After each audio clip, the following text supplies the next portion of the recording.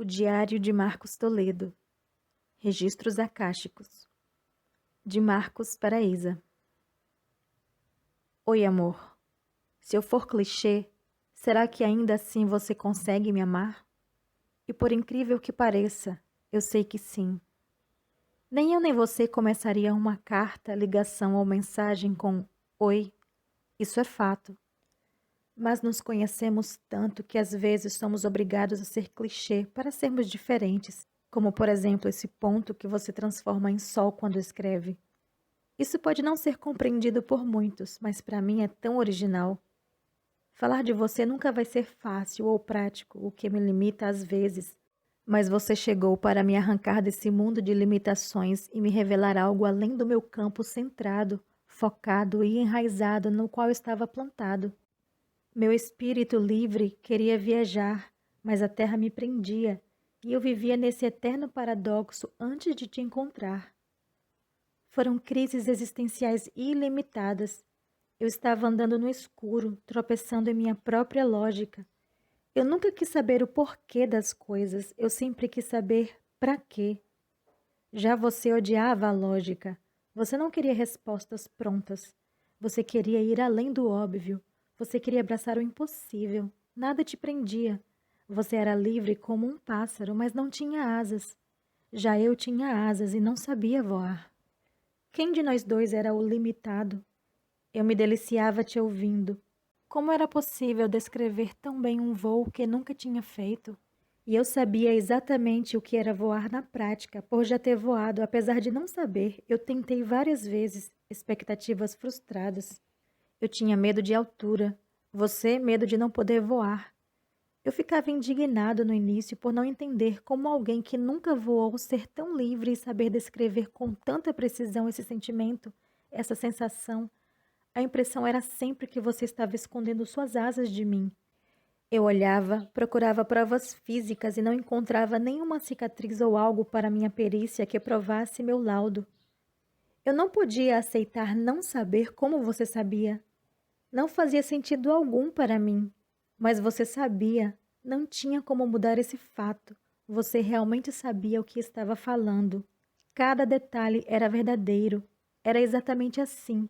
Isso me intrigava tanto que me tirava o sono. Meu Mercúrio em Virgem, tão analítico, preciso, decodificador, não conseguia decodificar você. Isso se tornou algo grave, um desafio sinistro. O que eu faria com todos os dados corretos sem prova? Eu pirei. Você era indecifrável. Quando eu estava com você, eu ganhava superpoderes, era algo mágico e fora da minha capacidade de argumentação. Fui percebendo que longe de você, meus superpoderes desapareciam. O que você tinha de tão especial? Foi tentando te entender que me entendi. Foi aprendendo a desapegar de conceitos prontos e te observando que eu voei. Não sei como. Não me peça para explicar como alguém que nunca voou me ensinou a voar. Ou melhor, me ensinou a perder o medo do voo.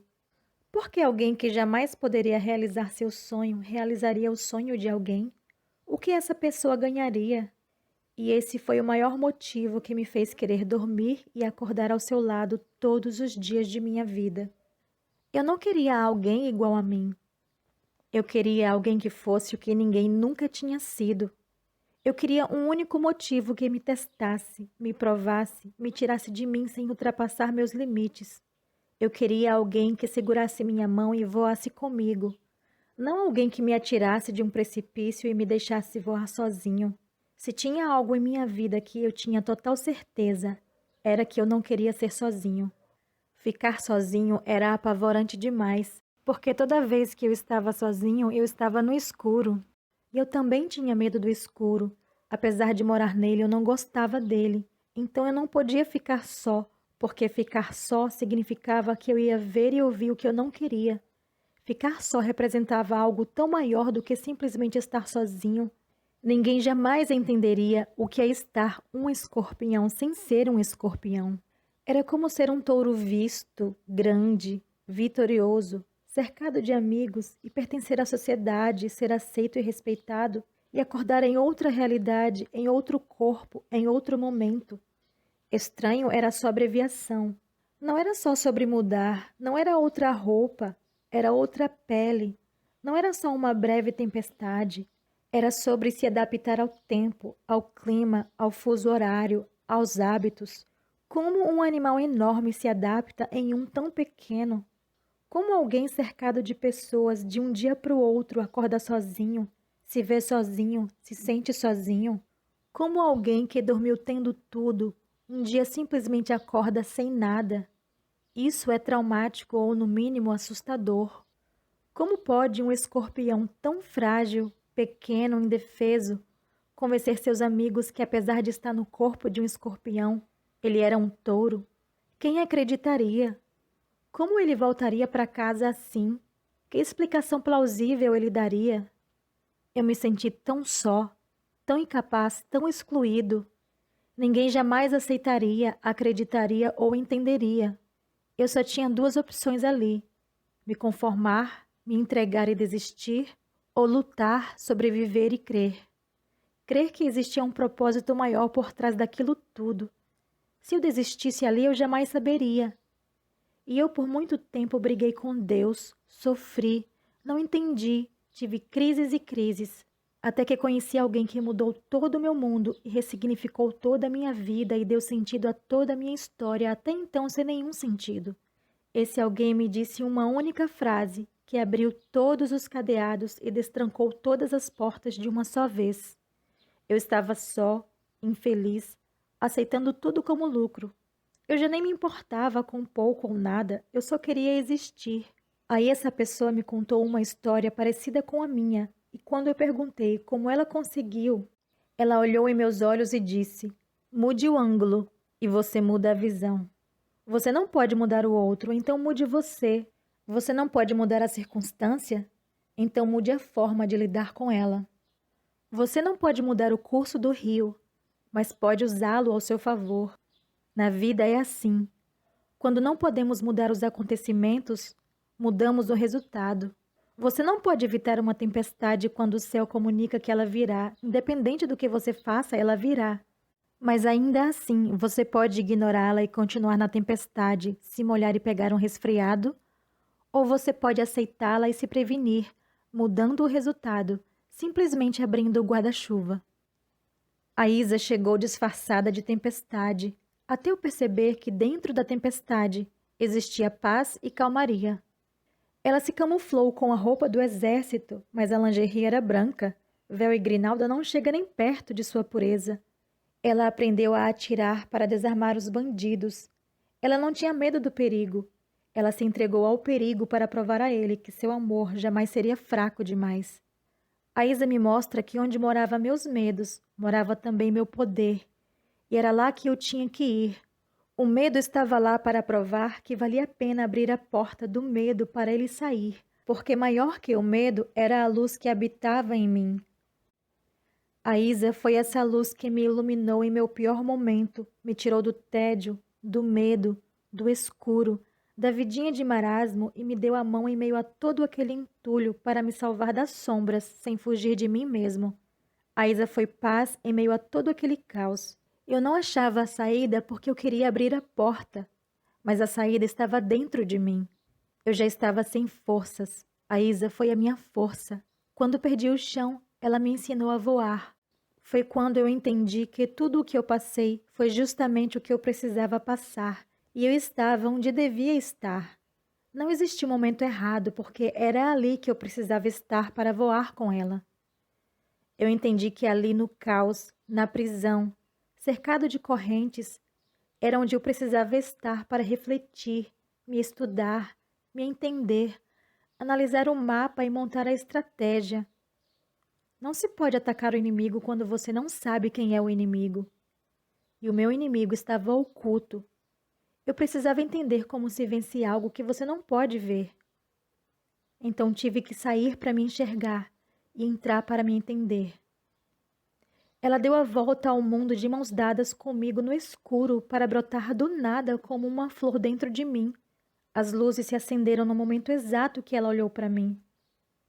O néctar dessa flor me alimentou, me sustentou durante todo o processo de escuridão e descobertas, e no final, eu descobri que onde estava meu inimigo oculto, estava também o meu maior poder. A sombra, a projeção estava lá, mas a minha salvação, o meu resgate e a minha cura também estavam. Mesmo quando eu não podia ver, eu podia sentir que não estava sozinho. Eu não comia, não bebia, mas estava forte e nutrido porque tinha alguém ali, em meio a todo aquele escuro, me alimentando. Quando o inverno chegou, tinha alguém me aquecendo, e por isso eu resisti ao castelo de gelo. Como uma flor tão delicada, tão pequena, podia cuidar tanto de alguém? Quem a regava?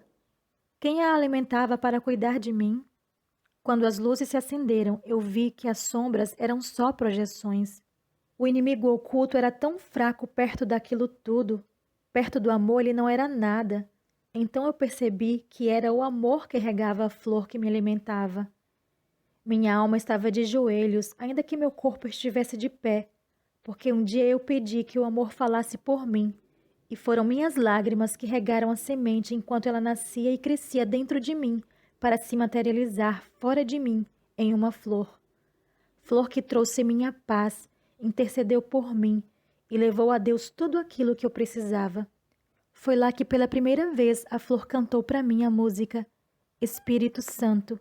Espírito Santo,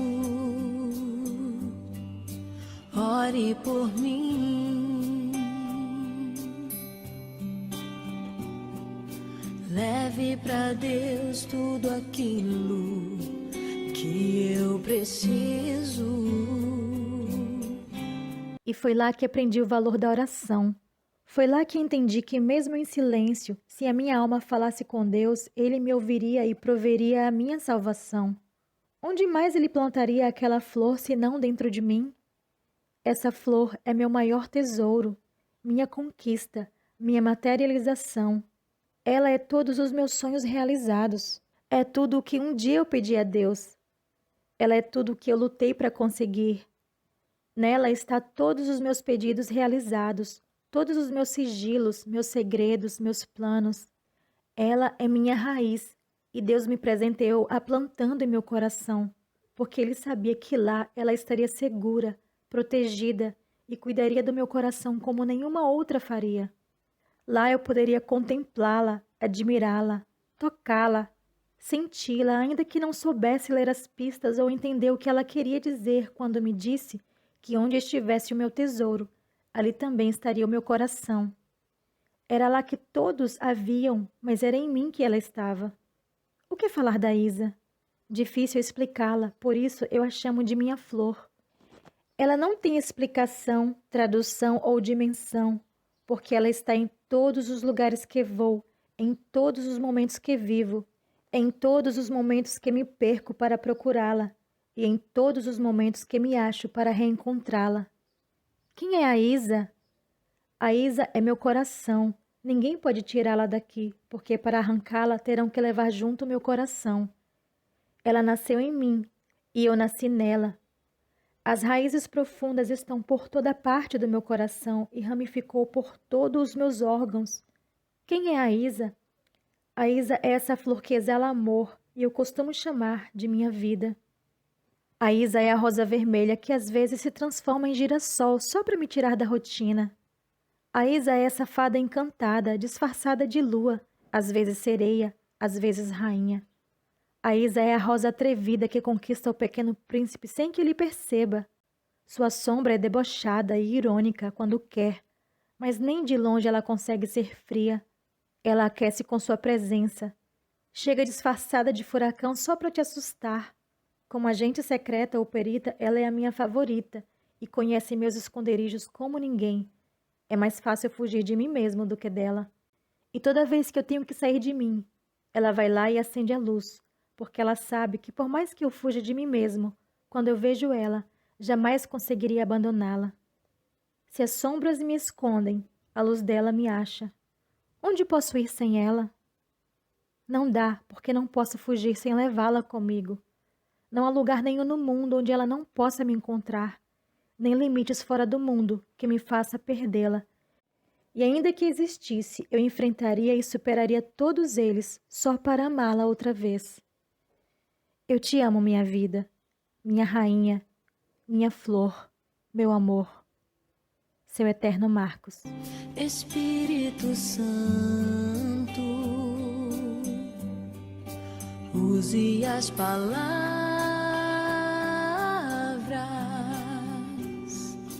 que eu necessito usar, mas não consigo. Me ajude nas minhas fraquezas. Não sei como devo pedir. Espírito Santo, vem interceder por mim.